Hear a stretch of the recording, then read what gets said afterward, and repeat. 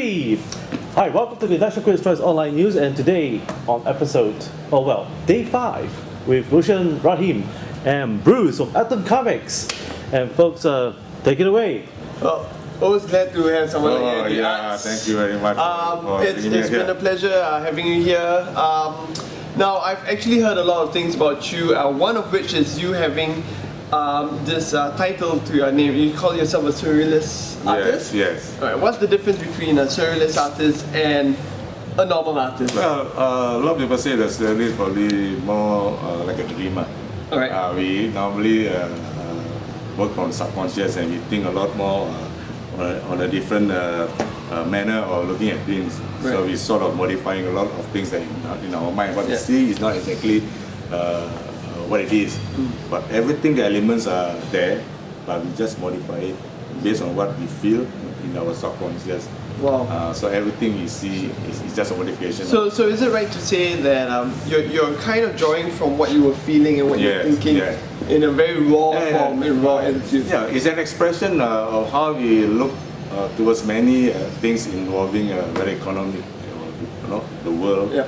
So the situation. Yeah. So we feel that that give us a good expression on how we feel. So and put it on the canvas. And through that, because our subconscious work in such ways, of course, it's very deep in our thoughts. Right.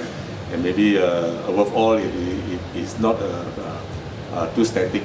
So it becomes a more dramatization in our mind. Right. And the work becomes more elaborate and have a little bit more psychological and metaphysical feeling on it. And that's very rare, to see. And for actually people who want to see your art, right? I know you're pretty excited with that. Yeah, I'm sure not just the adults, the children also will be quite infused by the work, because they see things that in their line, in their field is somewhat closer. It's a dream, more like fantasy sometimes to them. Yeah. For me, I see more of reality, but surreal because looking more on a very deep tones, deeper level. Yeah, but for the children, they still can see something interesting, right? Something that is beyond their mind, right? Which they always ponder. Yeah. So it's good that what I try to create will also nurture the children's mind. Right. And were you how long were you doing this? I mean. Oh well, I started way back in the late 70s, actually, coming to the 80s. Wow. My first show in the 80s at the National Museum. Long time. So it's a long route for me, and a lot changes. But basically, I maintained the movement that was first founded by Andrew Breton back in 1924, and of course influenced by the great surrealist Salvador Dali and the Belgian artist Magritte. Okay, so as a child, when did you just tell yourself, no, I gotta do art like this? When the stage of life where you went, well, it comes just suddenly, because due to the fact that I brought up from my family who my father was actually in the Navy, worked with the British Navy during the Japanese occupation. So he tells stories about the war. So that makes me feel about the nature of what life is all about during that period, and how he explained about the struggle of the people. At the same time, he showed me the first movie, The Longest Day, starring John Wayne, and so I was quite intrigued by the movie, and I started to doodle drawings during my school days of all the soldiers, the planes flying around. So it becomes a kind of thing that occurs suddenly, interest. And it was just a spark. Although I attend the academy, Danya Academy, the school in the early 70s, apparently after when I left the academy, I go through this phase where surrealism becomes a part of my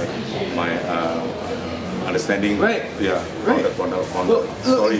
It's very interesting, and for folks who don't know, you actually be having something in the bulletin? Yeah, that will come next year, February 2014, and it will run to March. We're having a show called One Mind, One Theory. It will show some kind of works that developed from the time, some from the 80s and the new works, which I'm going to implement. And just for you folks out there.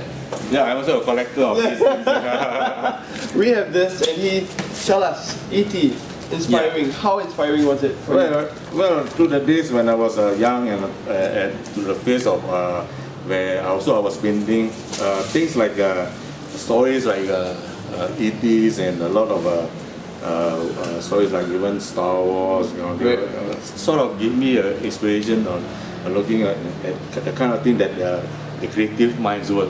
Yeah. So by looking at the stories and how it influence the children mind, so I sort of put them together into my work. So E.T. becomes one of the subject which I include with my mastic work, which is representing of myself, Humanity. also humanity. Right. We represent a person, and because E.T. itself has a kind of wisdom to give light to the story where he was in the extraterrestrial movie. So by doing this, it's more like two strangers meeting each other. So in a way, each of these personality is like communicating on its own kind of thoughts. Yeah. Right. Yeah. And it's really different from what we normally see. And having meaning in a picture like this, it brings out a lot of ideas, flow, you know. Yeah. And we know that you're a big sci-fi freak, and this is one of not the one that's going to be in the Fullerton, right? No, That's going to be more. That's going to be at the Fullerton. Yeah, the one in the Fullerton is more on the heritage element side. Right. This more towards the ideology where superheroes, you know, and where the ideas come up from the creative minds of the directors who create this for the masses, to feel that we have that kind of instill strength in us, to communicate. It's really cool. Now, in your arts, what do you normally like to portray more than anything else? I like to portray something to represent the light. Right. Yes, I mean the idea, you know, something that instill us with some new things and give us some protection, you know, safety. Sometimes to focus on our identity, you know, and make us also a better person. You know. So it would be right to say that, you know, creativeness, don't stop believing in what you can do. Like those superheroes that you watch. Everywhere, they are always trying to make things work for everybody. The good points. There's sometimes so always the good against the evil. No? Now we've asked this to all our guests that come onto the show. You've read superheroes one way or another. Yeah. So who is your ultimate favorite and why? During the younger days, I was very keen on Batman actually. Batman? Yeah. You're the fourth person in Batman. Why because Batman? Batman started alone, then comes Robin, the boy wonder. So it becomes a two person helping each other to help the community, you know. Right. So then it works with the authority who communicate by phone. So it calls to something like a great communication to tidy up the place. And what do you think about Heath Ledger as Joker?